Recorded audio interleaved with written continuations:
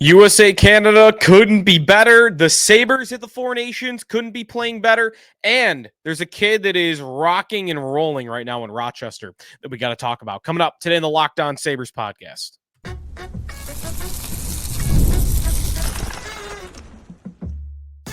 You're Locked On Sabres, your daily podcast on the Buffalo Sabres. Part of the Locked On Podcast Network, your team every day.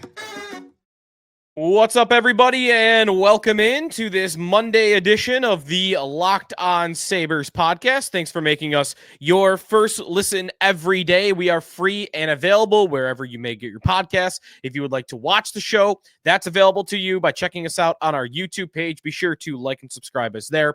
Part of the Locked On Podcast Network, your team every day. Today's episode is presented by FanDuel. Right now, new FanDuel customers can get $150 in bonus bets if your first $5 bet wins. Sneaky Joe DiBiase coming to you on a Monday during an off week for the Buffalo Sabres, although they will be back to practice tomorrow, and things couldn't be better. We have got Team USA, Team Canada.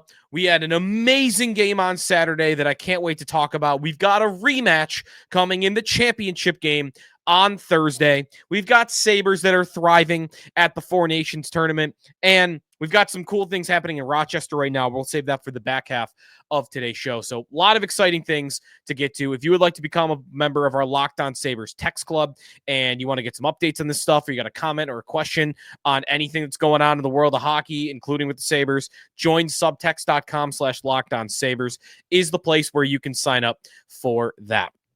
We're coming to you on a Monday afternoon between Canada and Finland and the U.S. and Sweden. Now, luckily for our show's purposes, U.S. and Sweden doesn't matter. Now, I wish that wasn't the case. Kind of sucks, right? Like, you only get so many of these games. We only get, everybody plays each other once, and then you get the championship game. So we only have a handful of these games. And to have one of them not really mean anything kind of stinks. Now, the U.S. will be going to be unbeaten at the tournament, and that'd be pretty cool, right? Like, for me, who's been banging the drum for 5 years since this podcast's inception, that the U.S. has caught Canada and is even arguably better now because of their advantage in goal. To see them go undefeated through the entire tournament would be pretty awesome. So I guess that is on the line for tonight. But we're getting the matchup that we want again on Thursday. So a lot to get to on today's show, but let's start right then and there with, I don't even just think the story of the sports world, or I was just ruined the punchline there. I don't think just the story of the hockey world. I think it was the story of the sports world over the weekend. Everybody wanted to see this game. Saturday night, ABC, prime time, the U.S., Canada. You want all the geopolitical nonsense that's going on between the two countries right now as well. There's that if you wanted it. There is the talent disparity being closer than it ever has before. You've got the Bell Center in Montreal, one of the best atmospheres in all of hockey, that is hosting that game.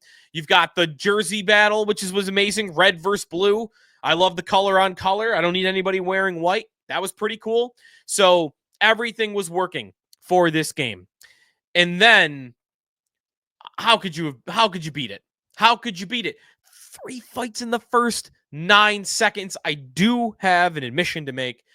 I went out to dinner, Valentine's Day dinner with the wife, and then I'm trying to make a decision because I'm meeting some friends out for this game, USA Canada, of course, right? I've been waiting 9 years for this hockey game. All right, what's my decision here? Do I want to stay at home, watch the entire first period, then leave and meet up with them after the first intermission? Or if I leave right now, I'll miss 5 minutes, but I'll get to watch the rest of the period there. So that's what I went for. I went for the second. Went for the second of those choices. I'm going to go miss the first 5 minutes, whatever, and I'll get there right after. And I could not believe the 5 minutes that I missed. Could you believe that that's the way that game started? Fight off the opening faceoff, fight off the second faceoff, fight off the first sequence in the game. Shot on goal, JT Miller and Colton Parayko. Before that, of course, Brady Tkachuk and Sam Bennett, and Matthew Tkachuk and Brandon Hagel. The Tkachuk brothers really leaned into being the Hanson brothers thing. They're awesome, aren't they? I mean, I hate them when the Sabres or a lot of other teams you might like are playing against them, but that's what that feels like to have those guys playing on a team that you're rooting for. And that is absolutely incredible feeling to have those guys stand up right at the beginning of the game like that, setting the tone. I mean, Matthew Tkachuk, of course, we know all about him. He is cross-checking Sidney Crosby at the end of the first period and Nathan McKinnon before they go into the locker room. Like, it was a war between those two teams. And the quality of hockey matched the tone that was set at the beginning of the game. That's why I don't mind that, you know, I've said before, I don't like staged fights. I do not like staged fights. This, though, wasn't the same. You know, this wasn't a goon against a goon fighting each other to get the crowd riled up because, you know, that's what they do. That's why they're in the league. This was great player fighting to get the building going, but to tell everyone how much this game means to them. That's what dropping the gloves meant off the opening faceoffs. And then the game met that expectation that was set in the first 9 seconds. The game was as fast-paced a hockey game as I have ever seen in my life. And I love the speed. I love the skill. And what was interesting was, I saw a good breakdown of this, that the NHL this year has seen more pace, but fewer shots on goal. You've got more speed, but it's not developing into shots. And that's kind of what happened in this game. It was going a billion miles an hour, speed of light, but you weren't getting a ton of opportunities on goalies. Or it was just less, you know, these guys are all super talented. They all know they're good enough to get the high quality scoring chance. These players are going to be less reliant on shot from the wall, get something garbage to go in. Like, they're going for the high quality opportunity because they're all capable of getting the high quality opportunity, except for maybe like Brock Nelson on the fourth line for the Islanders. Or for the U.S. So I thought it met that. I thought it absolutely met that expectation.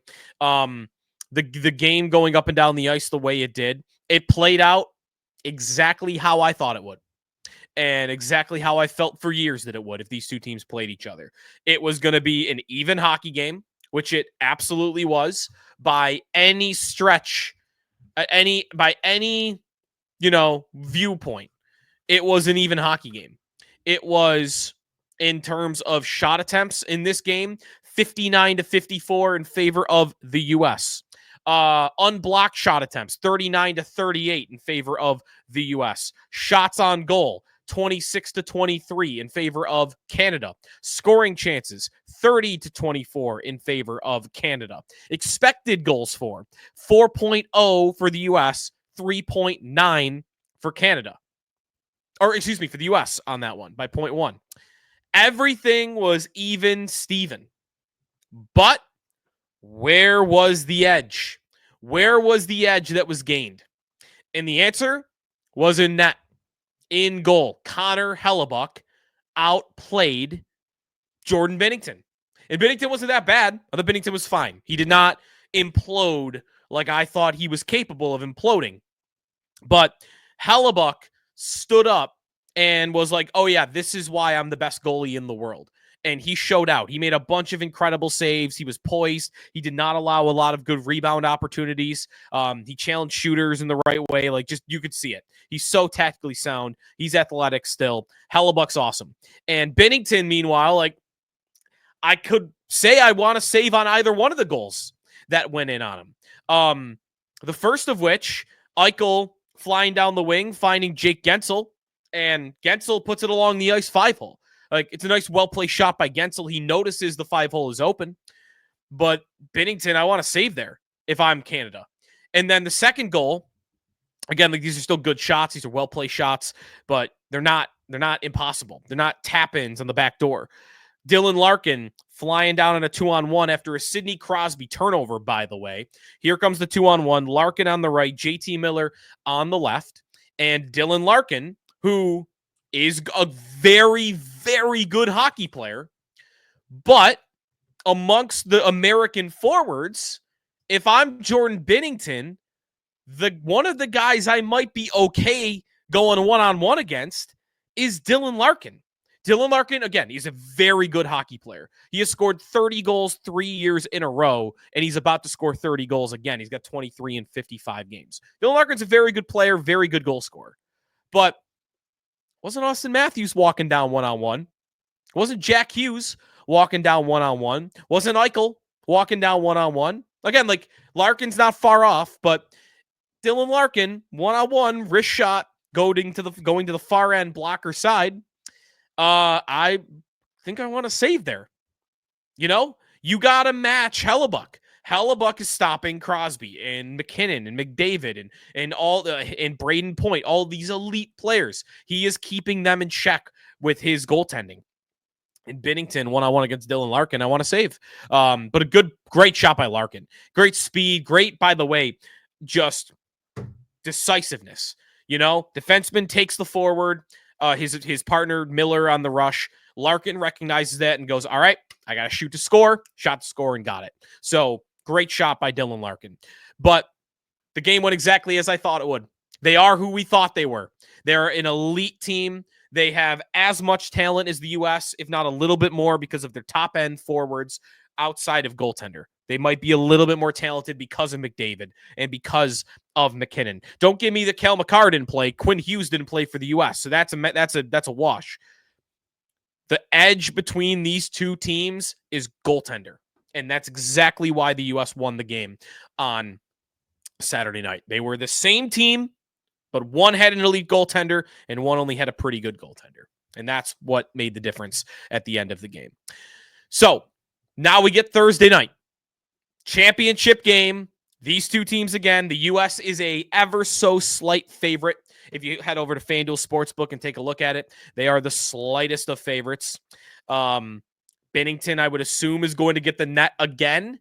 I don't know that that's been confirmed. I'm recording just after the Finland game ended. And if you didn't catch the Finland game, the Canada was up 4-0, and Binnington gave up 3 goals in the final 6 minutes, including 2 goals in the final 2 minutes, which gave Finland the shot to tie it with just over a minute to go. And again, a lot of these were like, okay, you could have made the save. It's hard. Granlund in the slot again, but I wonder if they stick with Binnington. Either way, him or Aiden Hill, that's the advantage for Team USA in this one. But they met the bar. Yeah, they answered the bell. All the hype about this is the golden generation of U.S. hockey players. They've never been this talented. They've never been this skilled. All of that hype that they got heading into this tournament, they have 1,000% answered. And they can completely answer it with a win against Canada on Thursday night.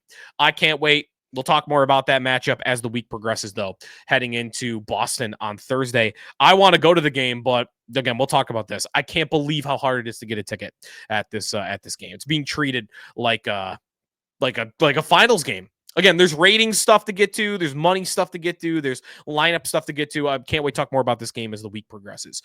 Let's change gears, though, on this tournament when we come back here in the Locked On Sabres podcast. The two Sabres that played in this tournament.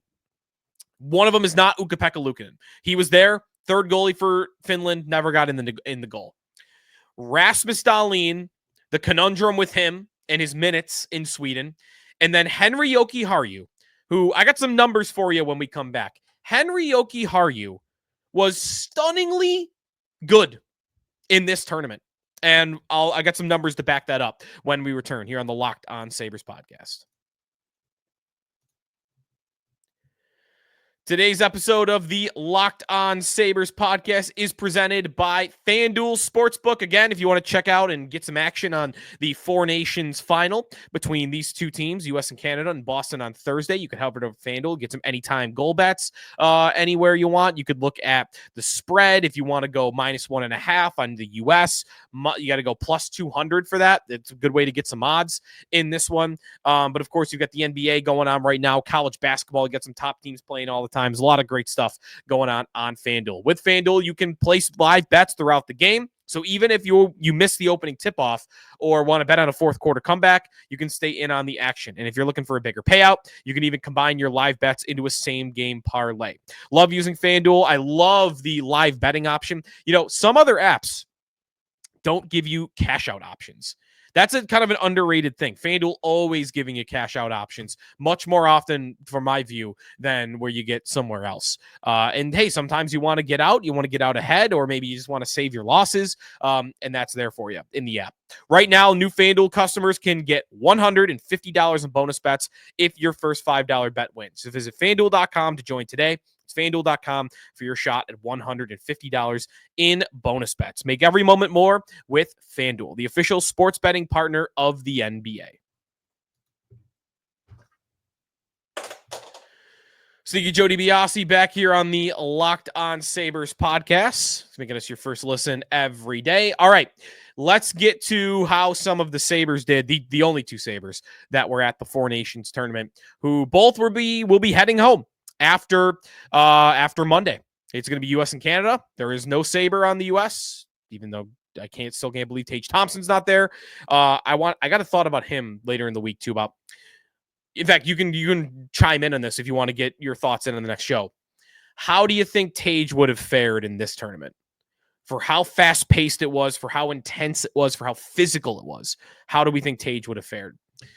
Let's get, though, to the two Sabres that were there. They're heading back. I don't think I can't believe they'll practice on Tuesday with the rest of the team. I'm sure they'll have a couple off days. And then Dahlin and Jokiharju would expect to rejoin the lineup, the practice lineup later in the week. Let's start with Dahlin. Actually, let's get to Jokiharju first. I'm going to start with the positive, and then we'll get to my mini rant, because I still got one on Dahlin a little bit. There's good and bad, though. He's being used more than you might think, but still not as much as he should be. Let's start with Henri Jokiharju, though. I said, and many said, going into this tournament, when Finland was dealing with all their injuries, Jokki Pekka got hurt, and Miro Heiskanen, who obviously would have been their number one defenseman at this tournament, gets hurt. Rasmus Dahlin, who I think is terrible, but he would have been on the third pair playing minutes over guys. Like, they had guys in the lineup who had 20 career NHL games, because Finland's blue line is just so thin. So those guys start dropping with injuries. Henri Jokiharju gets named to the team the week before the tournament. So when you see that, and when I saw that, it was, man, he's going to a tournament with McDavid and McKinnon and Eichel and Matthews and all these elite players everywhere, even Sweden, of course, with Pettersson and Nylander and all those guys. Like, you cannot hide at this tournament. That was the thing, right? Like, you can't play protected minutes. You can't. There's nowhere to hide. Everybody's amazing. Everybody's great offensively. And here comes Henri Jokiharju, who has had a bad year, right? Relatively speaking, and has had a bad couple years. I liked him at the beginning of his Sabre career. I really did. I thought was smooth. I thought he was poised. I don't really know what happened to his puck moving game. Maybe it was never that great in the first place. The last 2 years, you've kind of seen the holes in his game, and you've seen kind of a lack of athleticism. He's not big, 6 foot 200, literally perfectly average size. He's a creative player. No offense to Henri Jokiharju. He's a creative player in the NHL video game. He's 6 foot. He's 200 pounds. Even, he's got short hair even, he doesn't have any, no facial hair or anything. He's a creative player. And I don't even mean that critically. I mean, maybe it sounds that way, but he's just an average hockey player. He's just an average hockey player. And this year, he got healthy scratched a lot. I think it was 19 games so far this year. He's been healthy scratched. So here he goes to the Four Nations, and I'm thinking, oh boy, he's in for a rude awakening. He's going to get run over, steamrolled every single shift. Round of applause for Henri Jokiharju. I cannot believe how well he played. And he never looked overmatched to me. Never. I thought he was like what I thought he was at the beginning of his Sabre career. I thought he looked poised. I didn't think he panicked when he had the puck. I thought he was making a lot of good, simple plays. You know, he wasn't trying to do too much because he knows himself. He knows I'm not the guy to do that. So I'm going to get to the red line. I'm going to chip the puck in. I'm going to pinch only when it's obvious. I'm not going to go make super aggressive plays offensively. It was just a no-nonsense, smooth tournament for Henri Jokiharju. And him plugged into that Finland system that is designed to prevent chances and has a forward group that is elite defensively, right? Barkov and Kakko's great defensively, and Rupe Hintz is good defensively, except for that turnover against McDavid today. That one was pretty rough, but otherwise he's a very good defensive player. They've got so many good defensive forwards. So, you know, there was context to why Jokiharju performed, but he did the job and he did really well. And the numbers, here's the numbers on it for Henri Jokiharju in this tournament. They're kind of amazing. You almost can't believe how good they are. And this is all at 5-on-5. Keep in mind, I'm not gonna, you know, get on his case because he allowed 10 shots on the penalty kill and didn't get any himself. Obviously, that wouldn't happen. So just 5-on-5. Henri Jokiharju, in the 51 minutes and 39 seconds that Jokiharju was on the ice for Finland in this tournament, Finland only gave up 6 shots on goal. That's almost an entire game's worth of minutes, right? 60 minutes in a game. He played 51-39, and he allowed 6 shots on goal. Finland allowed 6 shots on goal when he was on the ice. That's unbelievable. Again, that might say more about Finland than it does Jokiharju, but he deserves his credit too. Shot attempts when Jokiharju was on the ice. 13 shot attempts when they played Finland, or when they played Sweden on Saturday. Jokiharju played 16 minutes of ice time and allowed 1 shot attempt. That's insane. I think that's insane personally. To be on the ice for 16 minutes and the other team gets an attempt on a shot 1 time. It almost defies logic. I almost can't believe that it's possible that he could go 16 minutes in a game and the other team, again, 1 shot attempt is still unbelievable to me. And of course, he scored a goal. 1 goal allowed. Finland only allowed 1 goal while he was on the ice in this tournament. So on those 6 shots, 1 of them did go in. But then Jokiharju scored 1. So it was 1-1. And he scored that first goal of their tournament against the U.S. They got pummeled after that. They never scored again. It was a nice shot, right, from the wall, right-hand shot. He gets it to he roofs it over the shoulder, a little bit middle of the net. You probably want to save there. You definitely want to save there, but good on him. Good on him. He scored a goal. Again, 1 goal scored, 1 goal allowed. They only allowed 13 shot attempts. They didn't have many themselves. I mean, they only had 10 while he was out there. He just played a low-event game. Just a low-event game. Nothing happened in this tournament when Henri Jokiharju was on the ice. Really, it was the most boring hockey imaginable. In the 51 minutes he was out there, it was the boringest hockey possible. But you know what? He's a defenseman that's overmatched, playing against the best players in the world. That is an astounding accomplishment, in my opinion, for him. So, hats off to Henri Jokiharju. Now let's get to Sweden. And now let's get to what's going on with Rasmus Dahlin. They got 1 more game left. Doesn't matter to them. I mean, it does for the national pride of it, which is a lot of this tournament, right? But in terms of making the championship, it doesn't matter anymore. Rasmus Dahlin's got an interesting story here at the tournament because I think he's playing great. He's making some mistakes. He's very different than Jokiharju, right? He's going to take chances.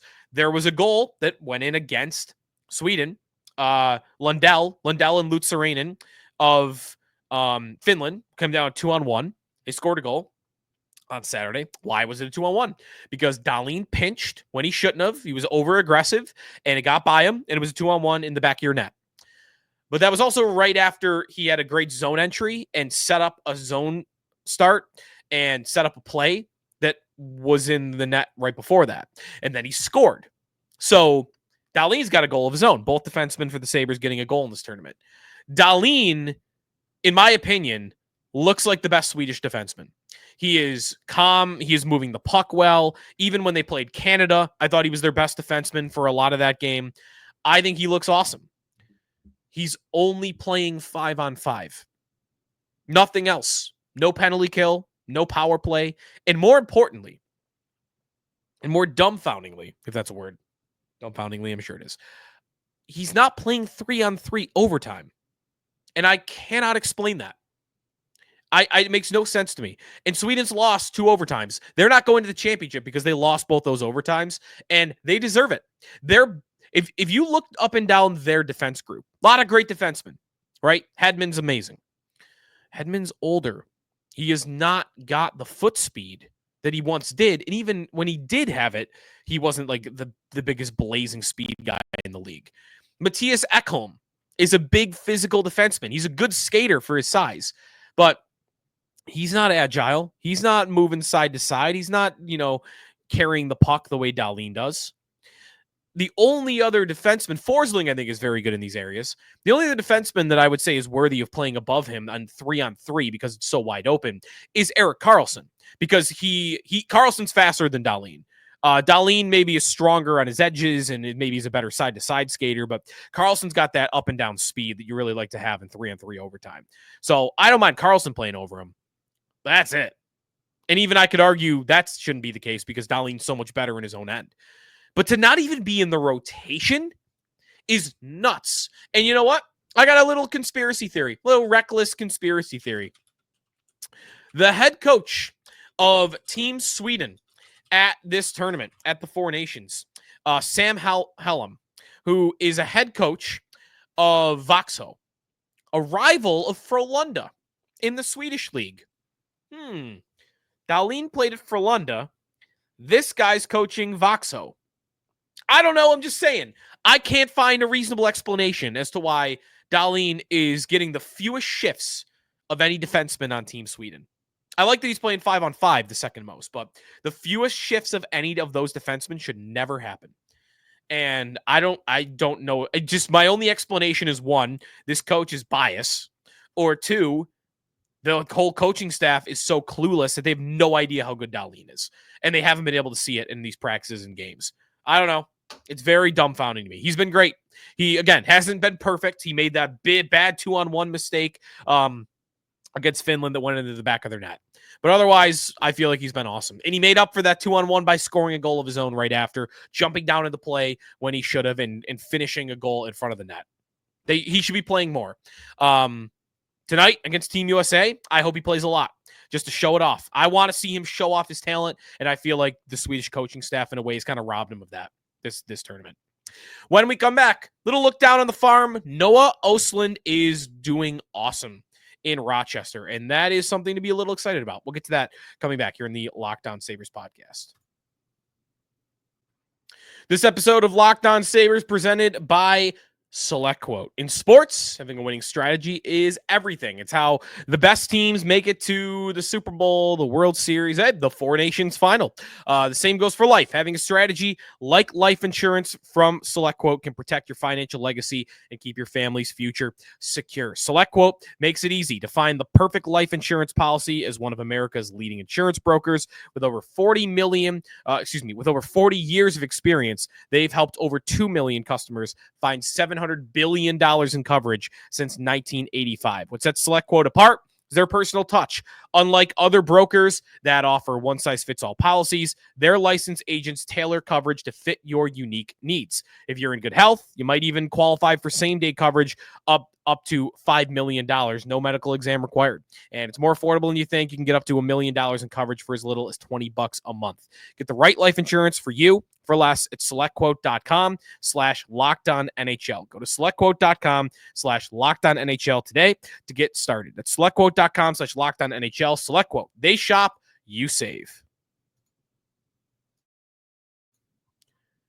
Back here on the Locked On Sabres podcast, a lot of good Four Nations talk. Love having it here as a tournament, and glad to hear that they're going to do it again. It sounds like a couple years after the Olympics, although it'll probably be a World Cup. Let's check in on the Amherst. What's going on down in Rochester. The Amherst are having a great season. They have been really phenomenal, especially since Devin Levi got sent down very early in the year. They have lost their spot on number 1 in the North Division, but they're only 1 point back of Laval with 64 points in 48 games. That's a 30-14-3 record. They, in the entire AHL, have the 3rd best record. Only Laval and then Hershey are better. So out of 32 AHL teams, the Amherst are number 3 on the year. And they have a lot of good veterans that are performing well, that are helping lead that charge. But they are getting good contributions from young guys, which is what Sabre fans want to hear, right? You don't want this manufactured, artificial AHL success that is driven by guys that are 28 to 32 years old that have been around a long time and are career AHLers. Those guys mixed in are great. But you want to see contributions from guys that you project to make the NHL one day. And you've absolutely had that, of course, with Devin Levi, who's been one of the best goaltenders in the AHL all season long. You also have had that more recently, especially with Noah Östlund. First-round pick of the Buffalo Sabres just a couple of years ago, the 22 draft, 16th overall. He is the name in the Jack Eichel trade.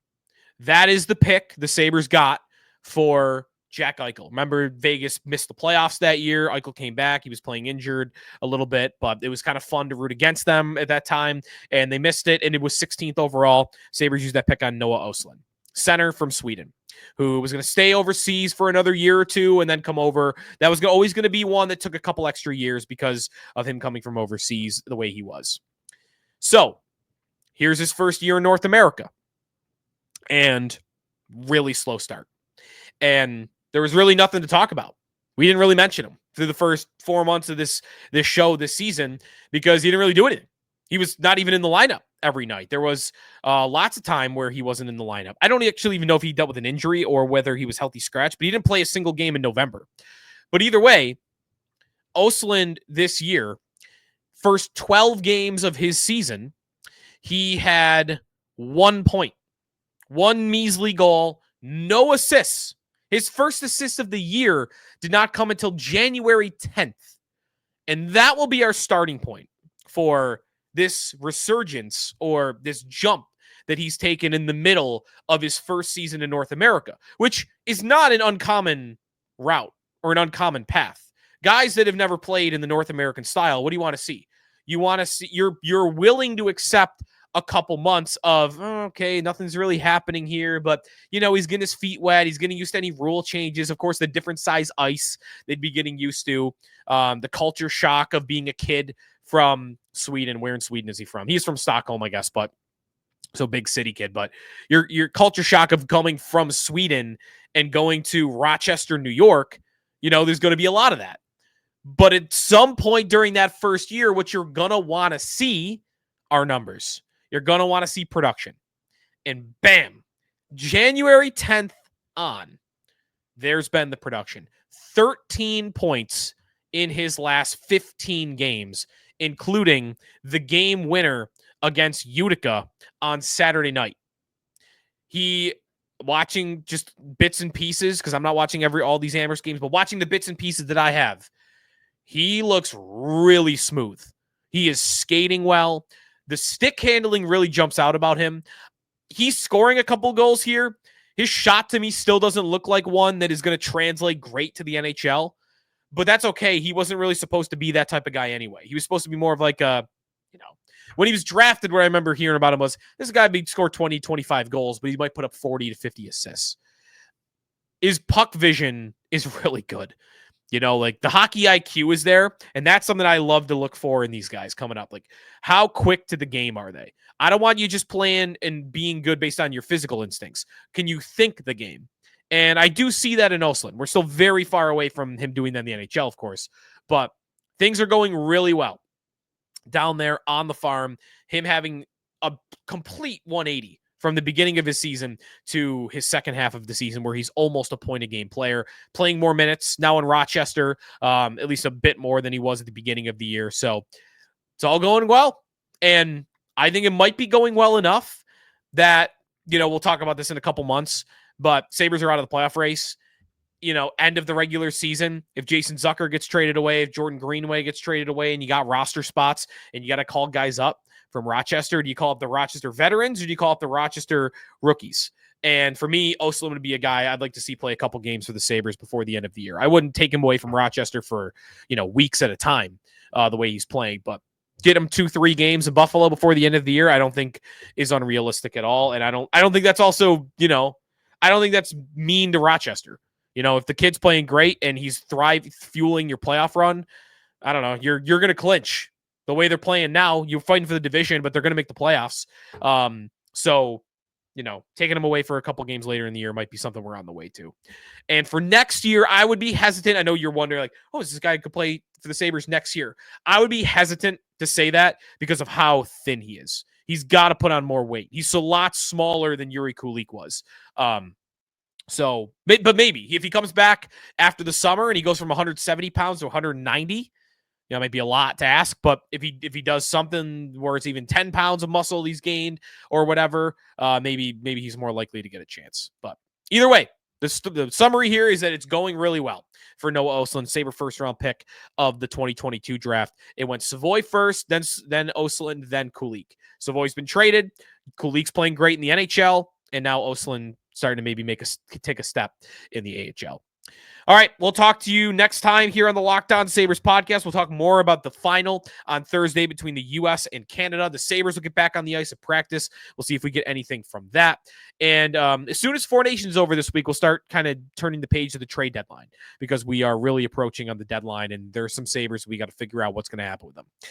So that's all coming up. Thanks for listening to the Locked On Sabres podcast. If you're looking for some more hockey talk and you want to check it out, we got Locked On NHL, got you covered in the 4 Nations tournament. And if you're looking for some football, Joe Marino's got you covered on Locked On Bills.